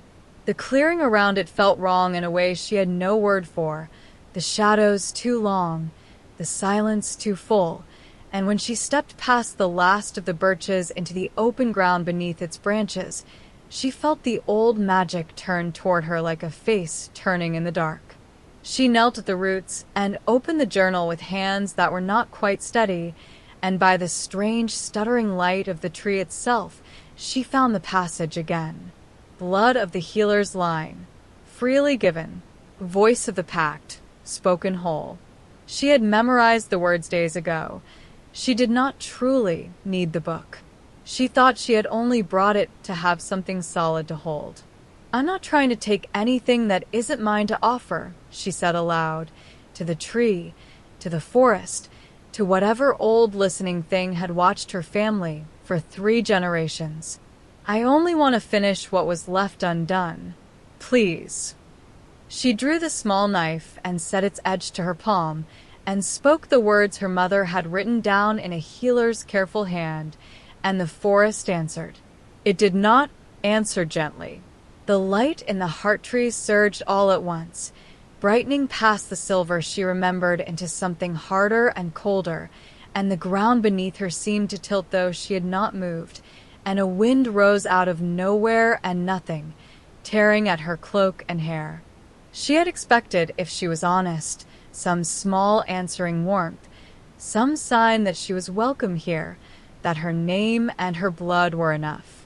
Instead, the magic came at her formless and enormous and utterly without kindness, a flood let loose through a dam not built to hold it, and she understood in the same instant that she had made a terrible mistake, that this was not hers to do alone, that Cade's blood and Cade's voice were not decoration on the ritual but half its structure, and without him she was one bare wall trying to stand against a flood meant for 2. She tried to pull back and could not. The power had hold of her now, or she had hold of it. She could not tell which, and it dragged through her like ice melt through a narrow channel, too much, too fast, filling her up past any capacity. She had to carry it. Distantly, she heard herself cry out. Closer than that, close enough to feel the displaced air, she heard something else answer. They came out of the dark at the clearing's edge, 4 of them, 5, shapes that were not quite wolf and not quite man, caught in some restless half-shift the way Finn had been caught, drawn by the wild, uncontained pulse of magic the way moths are drawn to a flame that will kill them. Their eyes caught the tree's stuttering light and threw it back silver-white, and they circled her at the roots with a low, constant sound in their throats that was not quite growling and not quite pain, and Wren, on her knees with her palm bleeding into the earth, and the magic roaring through her too fast to master, understood that she had nothing left to fight them with. Her own small store of strength, the ordinary healer's reserve she drew on to sit up 3 nights running with a fevered patient, had poured itself into the ritual and come back empty, and the circling wolves drew closer, and the great trunk was hard and unyielding at her back when she pressed against it, and there was nowhere left to retreat to. She thought, with a strange clarity of terror, of Fun's small trusting shadow following her through the lodge, and of Doran's mouth thinning at the fire, and of her mother's steady hands, and she thought, unbidden and entire, of Cade's face in lamplight the very first night, the warmth that had rushed under her skin like sunlight breaking cloud. She had never let herself say why that warmth had frightened her so badly. She understood, pinned there with the bark biting into her shoulder blades and the wild magic screaming through her chest, that it had frightened her because some deep unspoken part of her had already known what he was to her and had not believed she was allowed to keep it. Half the world away, or so it felt, Cade came awake with a violence that threw him upright out of sleep with no interval of dreaming grogginess between one breath and the next. Something in his chest had torn open, a sensation with no name he would have chosen, a scream with no sound to it, threaded straight down the bond he had spent weeks not naming aloud, and it carried inside it, unmistakable, absolute, one single fact. Wren was in danger. Wren was afraid. Wren was somewhere he was not, and needed him now. He did not remember crossing the room. He did not remember the door. He was aware only of cold air and bare feet, and then no feet at all. The world dropping and widening and going gold dark at the edges as the change took him faster and more completely than it ever had. No gathering, no gentle unfolding, just wolf, all wolf, for legs finding the earth at a dead run before his mind had finished catching up to what his body already knew to do.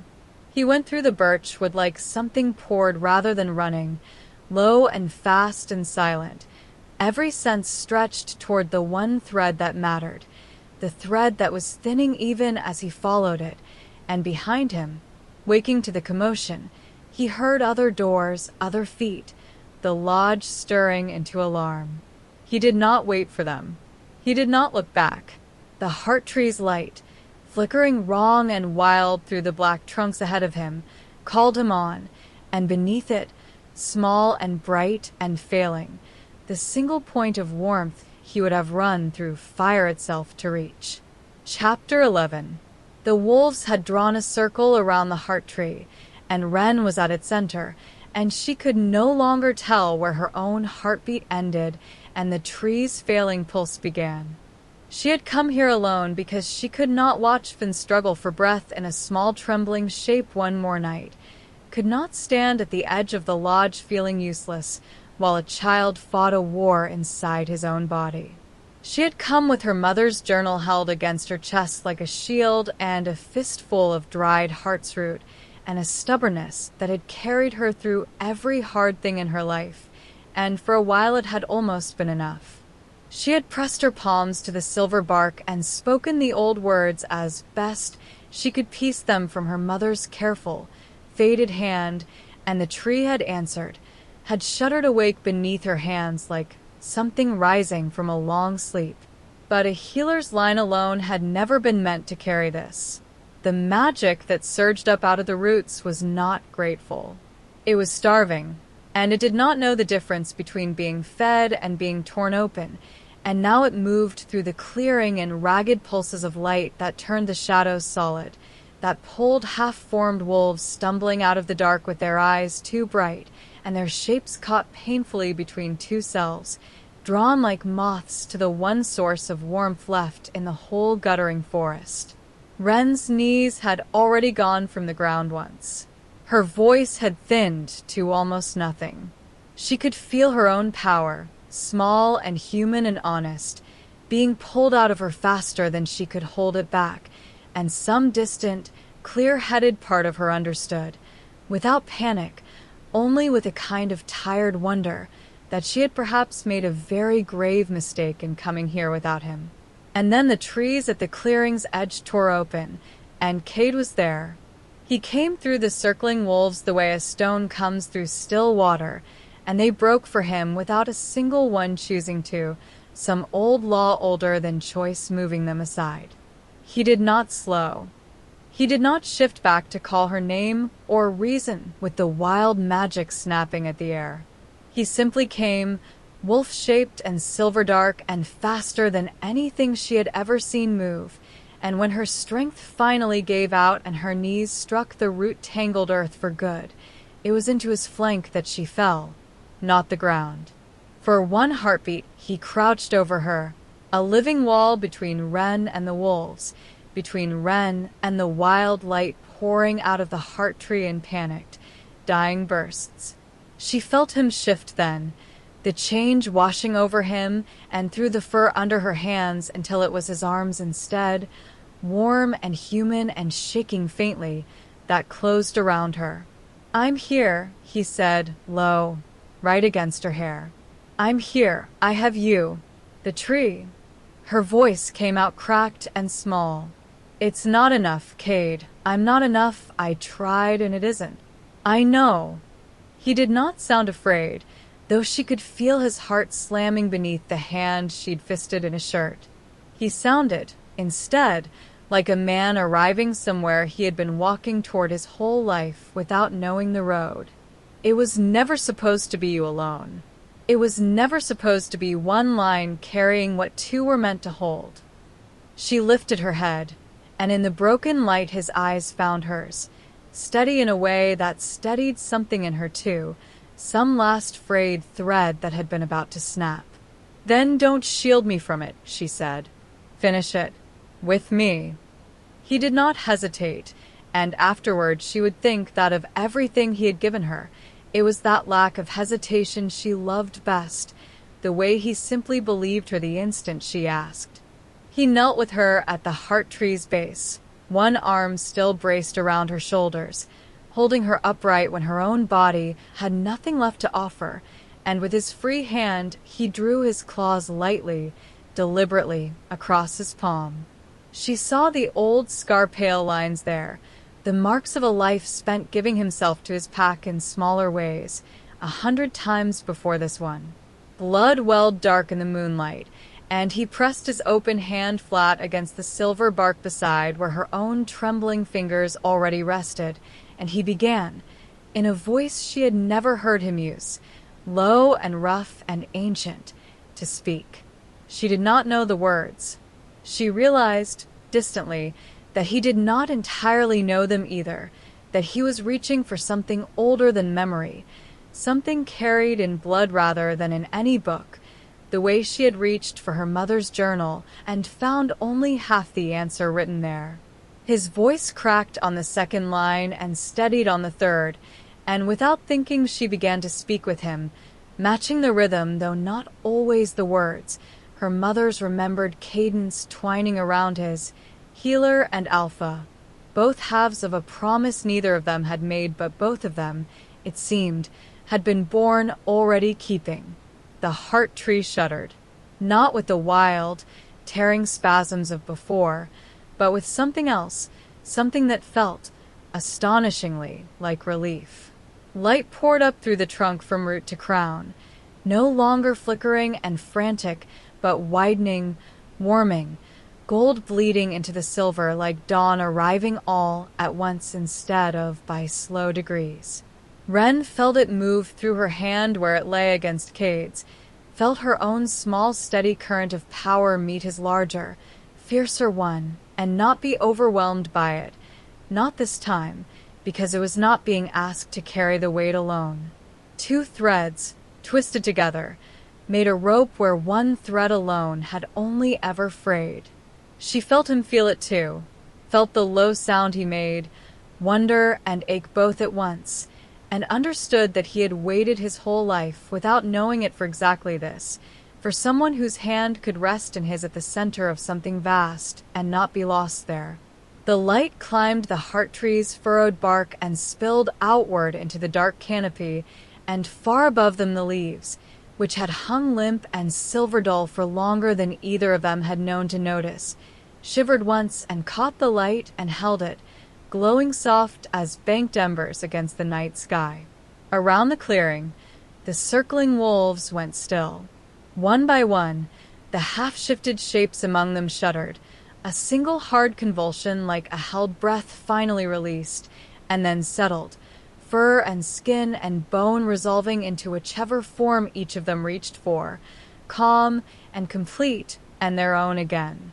Wren, still leaning into Cade's shoulder with her vision swimming at its edges, thought she heard, faint and carried on the same current of magic now steadying beneath them, 100 small answering shudders all through the dark forest beyond the clearing, in dens and lodges and burrows she would never see, wolves who had been trembling on the knife's edge between forms for weeks finally, quietly, exhaling.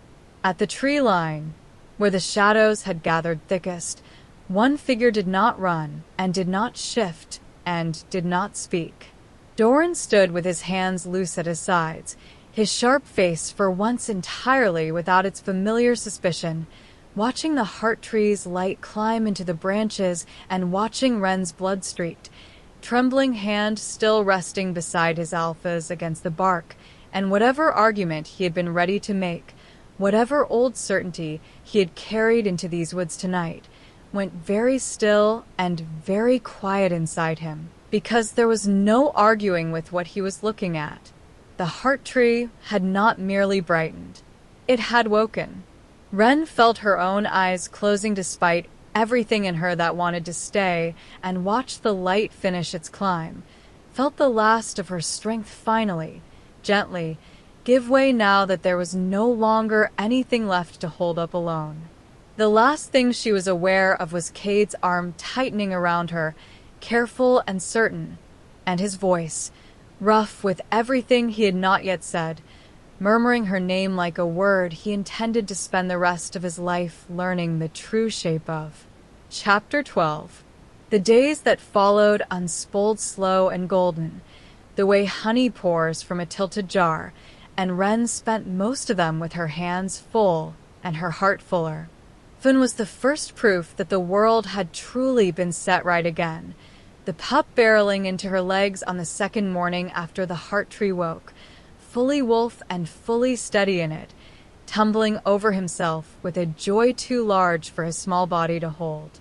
He shifted back to boy shape right there on the lodge steps, breathless and grinning, to show her he could, as if she might not believe it otherwise, and Wren knelt and gathered him up and let herself cry a little into his hair, the good kind of crying that came after fear had finally let go of a person. The others followed within days, one by one shedding the tremor that had haunted their shifting, until the Ember Lodge rang again with the ordinary noise of a healthy pack, laughter and clattering pots and the thump of sparring in the yard, and Wren walked among it with her satchel growing lighter by the week, because there was less and less that needed mending. She had feared, in her most tired hours, that even a healed pack would still look at her as an outsider who had gotten lucky. Instead, the wolves who passed her in the corridors began to duck their heads to her the way they ducked to Cade, not from fear but from something gentler, and she understood slowly that she had stopped being a visitor here without ever quite noticing the moment it happened. Doran she did not see again after that first gray morning, though she heard of him.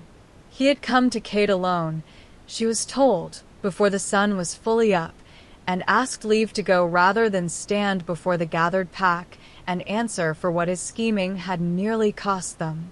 Cade had granted it without cruelty, she learned later, because whatever else Doran had done, he had loved the pack in his own narrow, frightened way, and had simply been wrong about what would save it. He left before the second full moon with nothing but his pack and his pride, walking north toward kin in another territory, and no one at the Ember Lodge spoke of him with anger so much as a kind of tired sorrow, the way one speaks of a wound that is finally, fully closed. Wren found she could not hate him either. She had known that particular ache herself, of being certain you were the only one holding a thing together, and she hoped, wherever he went, that he found someone willing to share the weight with him before it hollowed him out entirely. Thistledown changed too, in smaller, stranger ways that Wren noticed only by looking back at how things had been. A cart came down from the lodge laden with cured hides and jars of the mountain honey the wolves kept from hives no beekeeper could safely reach, and old Hesketh the miller, who had once crossed the street rather than pass too close to a calder, traded flour for it without a flicker of unease. Children who had grown up warned away from the tree line now waved at the lodge riders who came for Wren's grandmother's cough remedy, and her grandmother herself, propped in her chair by the window with color back in her cheeks, declared that she had always known the wolves were decent folk and that everyone else had simply been too slow to notice, which was not remotely true but which Wren let her have, because it made the old woman glow with the telling of it. Bit by bit the old suspicion that had ringed the forest for generations wore thin and let the light through, the way frost gives way once the sun climbs high enough, and Wren understood that this, too, had been part of the pact all along, not only magic steadied in a tree's roots, but two peoples finally willing to reach across a gap they had let stand far too long. And through all of it there was Cade, patient and steady and increasingly unable to hide how he looked at her when he thought no one was watching, which was to say he was terrible at hiding it, and everyone was always watching. He walked her home some evenings still, though she no longer strictly needed walking, and they took the long way through the birches purely because neither wanted the evening to end, and the mate bond between them had stopped being a secret hum beneath the skin and become something closer to a second heartbeat, once she had grown so used to she could not now imagine her chest without it. He asked her, on a quiet afternoon by the frozen pond that had thawed now into a bright ribbon of running water, whether she would stand with him before the pack at the next full moon and speak the bond aloud.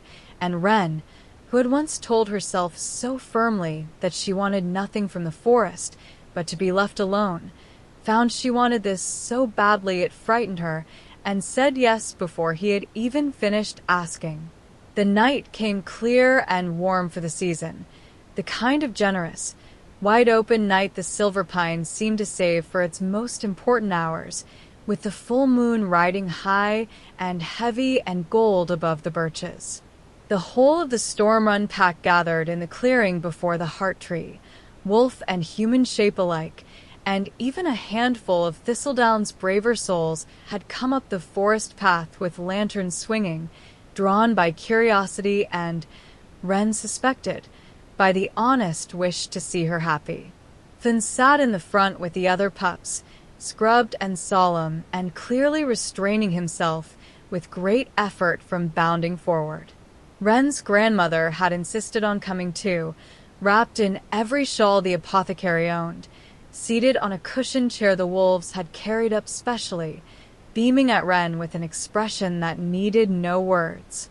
The heart tree stood over all of it, its silver bark glowing faint and living in the moonlight, its high branches stirring though there was no wind to stir them, leaves turning slow and bright as struck coins. Wren stood beneath it with her hand in Cade's, feeling the old wood's quiet warmth at her back the way she had once felt only its watching, and understood at last what that watching had always been. Not suspicion, not a dead ode, a waiting, patient and hopeful, for her to come home. Cade spoke first, his voice low and sure and carrying easily over the hushed clearing, the words of the old bonding not so different from what any two people might promise each other, only older, only rooted deeper, that he claimed her not as pack claims territory but as one claims a place to belong, that his strength was hers to lean on and her judgment his to trust, that whatever the forest asked of them from this night forward, they would answer it together or not at all. His eyes did not leave hers once. When it came her turn, Wren found the fear she had carried her whole life, the fear of being needed only for what she could give and never for who she simply was, had gone very quiet, had in fact gone altogether, and what rose up in its place was plain and unguarded joy. She spoke the words her mother's journal had kept safe across a broken generation, finishing at last what an old tragedy had left unfinished, and felt them settle into the air between her and Cade like something solid taking shape, a bridge finished, a circle closed. The heart tree's leaves shivered all together at the final word, and light ran up through the silver bark and out along every branch, gentle as breath, and a soft sound went up from the gathered pack, half sigh and half cheer, the sound of a whole people watching a wound become a welcome. Cade drew her in and kissed her there beneath the shimmering canopy, unhurried and certain, and the pack's answering howl rose around them into the wide golden night, and somewhere beneath her grandmother's proud, wet-eyed clapping and Funn's delighted shriek and the murmur of Thistledown neighbors turning to each other in wonder, Wren Calder, who had once stood alone at the edge of the silver pine and told herself she wanted nothing from it, felt the forest's old magic settle warm and sure around her heart, and knew, entirely and joyfully, that she was home. The end. Thank you for listening to the Nightbloom Promise. If you enjoyed this story, a new full-length audiobook in the Moonlit Bonds series arrives every week. Until next time, good night.